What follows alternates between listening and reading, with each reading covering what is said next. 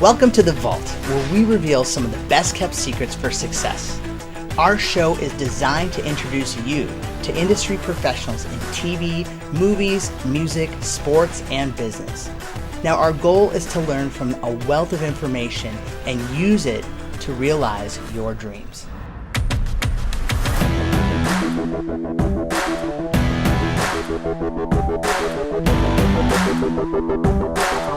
Today's guest was the in-game host of the LA Kings for over 10 years. He's been the audience warm-up comedian for several popular shows, including America's Got Talent, American Idol, as well as the Titan Games. Introducing Jay Flats.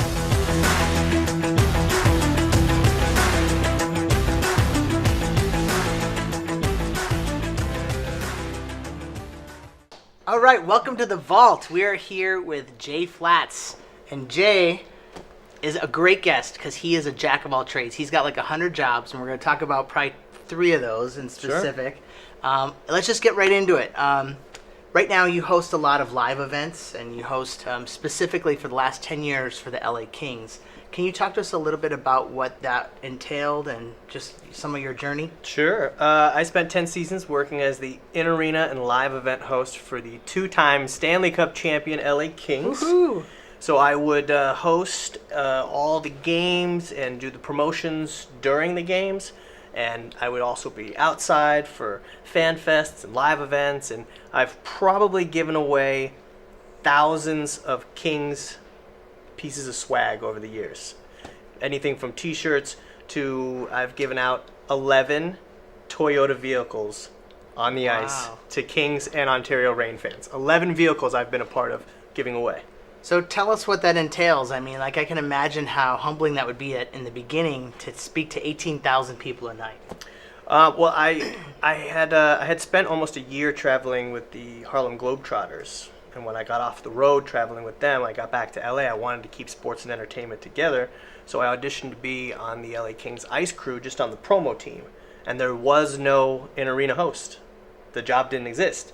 So I pitched it, presented it to my boss. I said, well, this is what I want to do, take over some of the duties of the public address announcer so that David Courtney, who was the PA announcer at the time, didn't have to do every single sponsor read. I said, I'd like to step in and host the games, and they gave me a shot. And I remember the first night that they let me talk on the microphone in my earpiece, right before I go on, my boss goes, all right, Jay, don't get up. No pressure. Go for Jay. And then I said, it's time for tonight's Team LA Save of the Game All Youth Apparel. It's 35% off. Be sure to stop by the store before the end of the second intermission. 35% off all youth apparel. That's tonight's Team LA Save of the Game. I have it memorized 10 years later. That's hilarious. Well, you could have really messed with her and said 95% off. Just kidding. Yeah, that's how I should have left my final night. I should be like, everything is 99% off. Buy one, get 10 free. Oh, man, could you imagine? That would be like probably jail term. So the job itself is activating the promotions, making sure that all the giveaways, whether it's a lucky fan or a lucky row or a lucky section, or every now and then the cool prizes would be every fan in attendance gets this. What would that be? McFlurries or food things, shirt things, bobbleheads. It was pretty intense where we would have our mascot Bailey would shoot a puck from center ice, and if it went in, everybody got free Popcornopolis. So those things are really exciting to give away. And obviously any giveaway is fun when your team is winning, and every now and then I'd give somebody a prize and they wouldn't care because the team was down by 3 or something, Mm-hmm. So tell me about those clutch moments in the game. I mean, I know, when the Kings won the Stanley Cup, how about you talk about that? Well, it was a pretty intense run because they were technically underdogs the whole time, and they just kept winning on the road. They won 10 games in a row on the road. So while the team was on the road, we were still having watch parties in LA, and we just felt the momentum just building game after game after game, and every single watch party was a sellout, no matter what our location was, whether it was the ESPN zone or if it was at Hooters, one of our sponsors for the watch parties at the time. And the fans just started to feel the build because they'd never won the cup before, and it was amazing to be right in the middle of all of it. I mean, if I go back, to 2012 and look at my social media, it's probably thousands of posted photos and hundreds of posted videos because they just kept winning, and it was unprecedented. Nobody had ever won the Stanley Cup the way they won it. So they win the Stanley Cup. Tell us what it was like after that on the bus during the parade. Yeah, one of the coolest things I've ever been involved with was the championship parade, where they had 3 double-decker buses and then a long flatbed truck and then 3 more double-decker buses. And I was fortunate enough to ride on that middle flatbed truck with the Stanley Cup, the Campbell Cup, the Conn Smythe Trophy, and with the captains of the team. And it was really intense. It's all kind of a blur, because after you win a Stanley Cup, it's a blur for 48 to 72 hours. But just that feeling of going down Figueroa with over 100,000 fans just lining the streets, and every single office window was full, and every parking structure, everywhere you could look, there was somebody waving a Kings flag or wearing a Kings jersey. It was really intense. So aside from that, what were some other highlights? Did you ever visit hospitals or like to see kids or? Yes, a CHLA with the Kings Care Foundation. They do so much work together. Lots of visits with the players and the mascots and the ice crew, and those kind of visits are the ones that always hit you, because you get to go into these areas.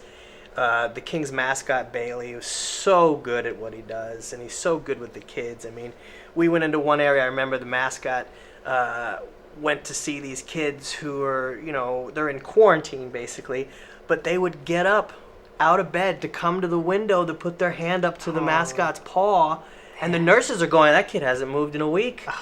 And they would get up to see, so those moments, those really hit you. But one of the coolest things about working for the Kings is the Kings Care Foundation and how much they do for charity. And so it was fun to be a small part of that big wheel that helps so many people. And what do they do? Like what? So they go to the hospitals. What else does the Kings Care Foundation do? There's a ton of hospitals. There's a lot of different charities. They also do military charities. They deal with the American Heart Association. They deal with cancer. There's always Stand Up to Cancer every year. There's also a 5K walk that the Kings do every year that benefits the Hydrocephalus Association, and that's when children are born with a little too much water on the brain. Oh, okay. And so the Kings players would come out and do a 5K walk in Redondo Beach, and there's a ton of different charities, and it's really nice to be a part of the events that raise that kind of money, just to be in the family. And that's one of the biggest things about working for that team for 10 years was how many people are now my family forever that I don't work there anymore, but I still stay in contact with. There's so many people. So let's segue to now what you're doing. You're I'll have you explain it, because you probably obviously can say it. The majority of what I do right now is audience warm-up for some of the biggest shows in television. I work for Dancing with the Stars, American Idol, So You Think You Can Dance, World of Dance.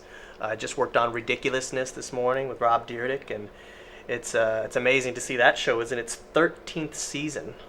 That's ridiculous. It's ridiculousness, yeah, yeah. It's it's a clip show on MTV, and I hype up the crowd, and it's my warm-up persona changes depending on the show that I work on. If I work on Dancing with the Stars, I'm suited up, and it's welcome to Dancing with the Stars. Come down to the dance floor for our pre-show dance party.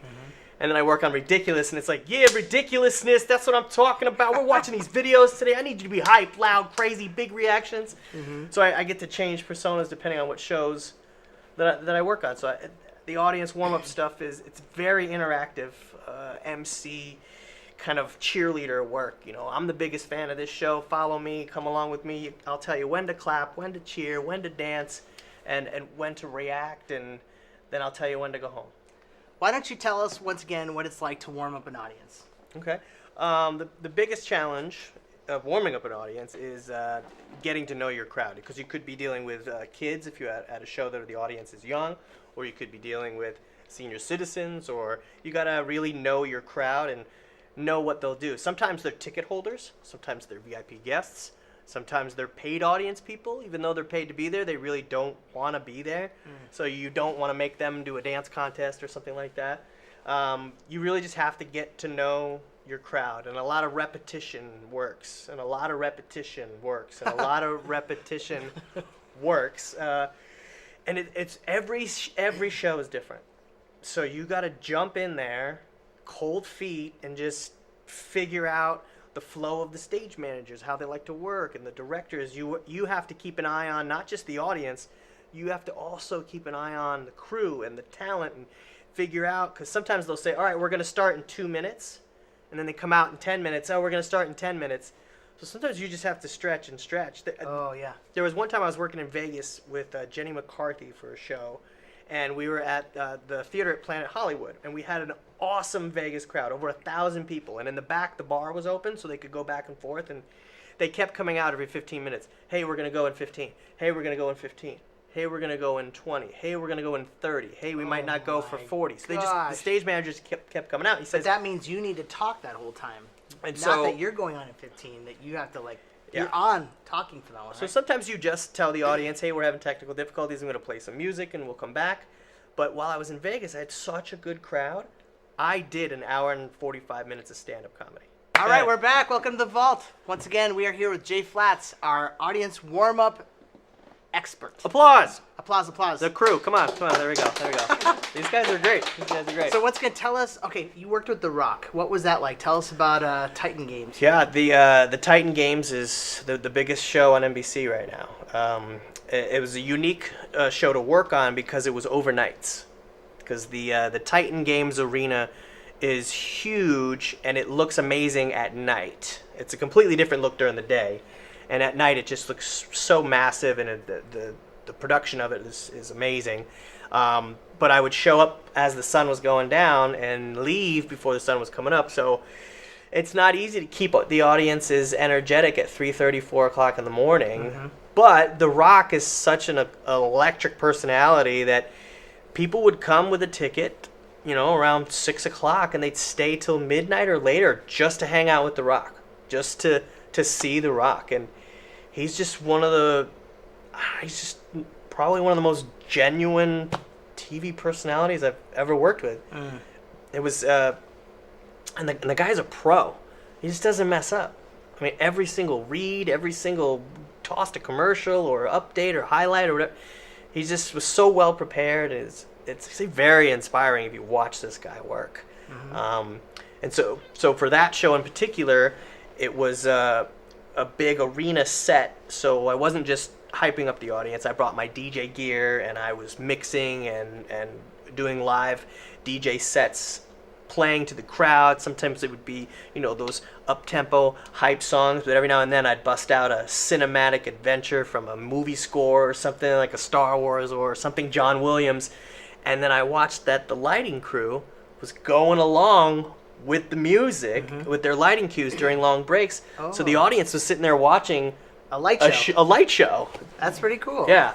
And it was really cool. The Arthur Smith and Company and Seven Buck Productions and NBC, they put together probably the most talented crew of people I've ever worked with to pull off a show like that. We filmed for 10 overnights. For one season? For one season, yeah. Oh, okay. 10 overnights for the actual arena portion of it, where these people are playing basically, these gladiator type games where, one of them is there's a 300-pound concrete ball, and you got to use a sledgehammer to bang it apart to where you think it's light enough for you to go 20 feet away, pull on a rope pulley, and try and pull what's left of that concrete ball up to a certain height. And just to watch these people just hammering away. It's really intense. Really intense. So tell me about the World Series of Food. I know that's another thing that you do. What is that all about? The World Series of Food is a show concept that I'm working on, and I've already started to travel where I go to different stadiums and arenas and basically eat all the food and tell you what the best item is to represent that venue in the World Series of Food. Mm-hmm. So it's, baseball, football, basketball, hockey, soccer, doesn't matter. Just anywhere that the stadiums or arenas have started to ramp up their food selection. It seems like everybody is, it's not just hot dogs anymore. Mm-hmm, everybody's really stepping up their game when it comes to ballpark food. So I want people to go, wow, I really want to try that ahi pokey nachos at that stadium. They were trying it on that show. So that's a show, and I've started to do a little bit of travel. The Oakland A's were really nice. They let me film up there for a couple of days. Mm-hmm. And they've got a brand new restaurant up there called Shive Park Tavern, which is a recreation of the Shive Park, which is where the original Philadelphia Athletics played decades ago. That's where the A's came from originally. They were from Philly, and then they've been in the Oakland Alameda Coliseum for 50 years now. Wow. So I'm actually also very interested in letting you pull back the curtain a little bit. And, like I said, there's not that many in-arena announcers and or crowd warm-up people. How do you get into this type of job? What would you give advice to the 20-year-old self? 20-year-old Jay, like to get into this type of profession? Well, a lot of it is right place, right time, and a lot of it comes from the ability to get on stage when nothing else has happened. Stand-up comedy is great for that. Improv comedy, I would say, take a comedy class, whether it's improv or stand-up. A lot of it is right place, right time. I worked for a company called On Camera Audiences when I first got to LA. I was just an usher, moving people around at studio lots, and I started to watch the warm-up guys, so I started to study. I took my first few years in LA as a Hollywood course. I was like, okay, I don't want to be this, I don't want to be that, but I can tell people when to laugh and when to cheer, when to applaud. So I started watching the warm-up people, and I started learning what to do, and more importantly, what not to do.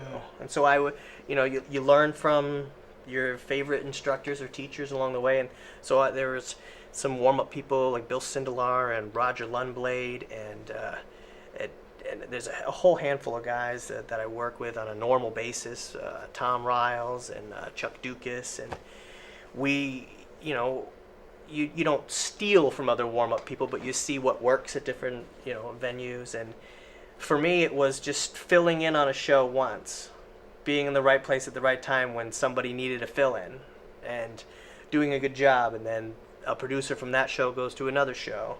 So to somebody young, I would say talk to the person whose job you want. I'm more than glad to talk to people if they ask me, how did you start this? But you have to ask the right way. Don't roll up and do what some people have done this to me. They're like, yo, how do I get your job?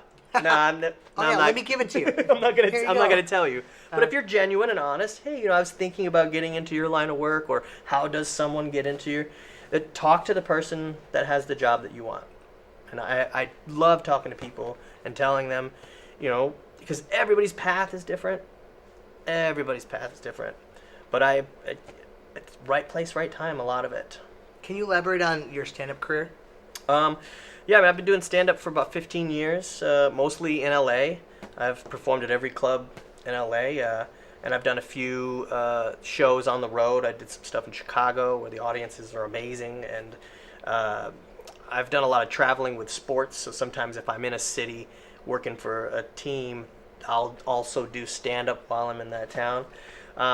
My personal stand-up comedy has changed over the years because now I'm no longer a single guy talking about dating websites. I've got a fiance and she's got 2 young daughters, so a lot of my material has changed. So I threw out a lot of old stuff, which I've heard some comics say you should throw out at the end of the year and start over anyway.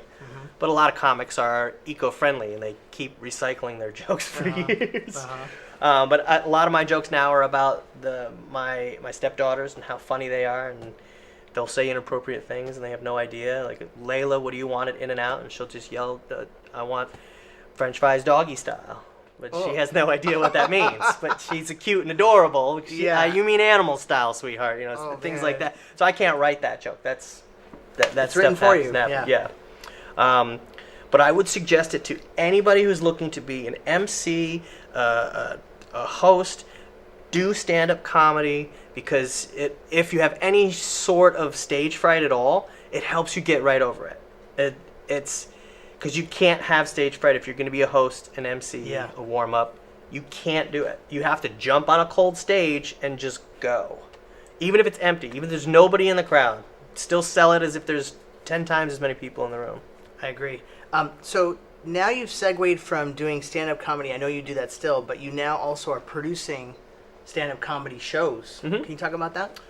Yeah, I've actually, I was very fortunate to work with Chief Charlie Beck in the past. The chief has retired, and Chief Moore has now taken over. But I've done where I've hosted and emceed events for the chief of police, and then they gave me the Deaton Auditorium to host a show benefiting the LA Police Foundation. So I'm putting together groups of comics that I know, and I like their material, and I know that they're seasoned, and they'll give great performances. So I'm still performing in these shows, but I think that I also have a good eye for talent, and I can filter out the bad comedians and get good groups of comedians together. So just, looking for unique venues, and a lot of it's about timing and location, and I just recently produced a 1-hour comedy special at the Ivar Theater, which is part of the LA Film School campus. My friend Carla Collins, really funny comic. And we're now editing that and shopping it around to see if we can sell her 1-hour special. Her name is Carla Collins. She is hysterical. You should follow her on social media or follow her home after a show. And that show was great. I did watch it, and I was very impressed with how funny she was. I mean, that you picked a good one. So as far as you know, like, this show is called The Vault, and it's all about the secrets of success that live in the vault. And our goal is to try to, extract those secrets to give to other people who are aspiring to do what you do, let's say. What could you give us? You gave us a lot of great nuggets already, Sure. but are there some other secrets that live in your vault? Yeah, I learned early on that it's not show free in Hollywood, it's show business. I'm sure you know this as much as I, that you've got to be able to spend a little money, whether it's buying your own camera to film your own things or taking classes and workshops. You have to spend money to make money. So no one's just going to hand it to you. Unless you're Ashton Kutcher at a mall in Iowa and they spot you, and then 2 weeks later you're on that 70s show. But you have to be willing to spend money to make money. And I know a lot of people who consider themselves performers that just don't do that. You got to have your content one click away. You do stand-up comedy. Where's your video? Oh, I don't have one up yet. Then you're behind. Because no one has time to search for your stuff. You have to just send people a click. You have to send them a link. You got to be able to watch videos. If you don't have content of yourself, even if it's just something you film on your own, make sure you have something. Because if you have no content, you have no jobs. No one's going to hire someone with no content. Yeah. So it's show business for sure, and you got to have content available, and you have to create your own. I call them opportunity windows. I flip it. There's windows of opportunity, but I call them opportunity windows, where people have said, "Hey, how'd you get that gig?" Well, someone saw me at another job, and that created an opportunity window where they thought, "Oh, maybe you could also do this." For example, I was at the LA Kings in 2013 doing my live hosting, and a producer of a game show said, "Hey, I think I have a game show that you'd be great at." And I ended up hosting 30 episodes of a game show on real airline flights called The Game Plane. Cool. And that spawned from being in front of huge crowds where I could basically handle anything. There's a lot of stress involved in an arena setting, and then I transferred that energy and turned it into hosting a game show while standing in the aisleway on an airplane headed to Vegas from South Bend, Indiana. Wow, that's pretty amazing. So and you have to step out of your comfort zone too. If people ask you, can you do something, don't say no right away. I started DJing events 10 years ago strictly because my friend said, "Hey, I had a DJ that bailed. Can you DJ?" My initial reaction was, "I'm not a DJ." But my second reaction, which is what I said, was, "Yeah, I have a laptop with music on it." Mm-hmm. And that day I went to Guitar Center and dropped $900 on DJ gear and the digital turntables and a road case and microphones and cables and a PA speaker system, and got paid $1,000 that night to DJ this event, and I had spent $960 at Guitar Center. So I only got paid $40 to become a DJ that day. Right. But that $960 investment has easily turned into Thousands. tens of thousands. Yeah, maybe Yeah. even $100,000 over the past 10 years. Yeah, that's awesome. Well, and that actually points out a great thing about you that I've always known, is that you wear many hats. Sure. So stand-up comedy, DJ, in-arena host, producer. I mean, tell us about the wearing of many hats. And once again, I think that is one of the vault secrets that you have. Just you're recession-proof in some ways. Yeah, I mean, you've got to adapt to your environment as far as what's changing. There's, you can't just be one thing in this town. And I've been on over 100 different television show sets easily. And every time I go on one, I learn something new or I watch something new. So just being on set and being around production, I now can filter out the bad things. And, I've seen producers and I've worked with producers, and I know that I've got a good eye for talent and for structure and for, seeing the end goals. And I feel that I've been able to grasp being a producer and a creator and sometimes a director. I directed a pilot last year, and I just jumped in and was also the DP and Everything. Just having an eye for and learning a craft, studying your craft, being prepared, and you got to have your own ideas, your own thoughts, your own creations. I was talking to someone recently about, well, shouldn't you get people to sign off before you pitch them a TV idea? And I go, you can, but don't be afraid to share your ideas, because if you have an amazing idea and it's in there and you never let it out, all you did was have an amazing idea. No, you have to share it and get people's opinions and pitch. And I've been pitching TV show ideas for about 2 years now, and I've gotten some traction. I've got a little momentum on a couple of them, and sometimes I'm the host in the pilot. Sometimes I let someone else do it. I prefer wearing a bunch of hats, because if you wear a bunch of hats, you have potential for more checks. Yep. More paychecks. And More paychecks. I think I've got a pretty good BS detector, which you need in this town.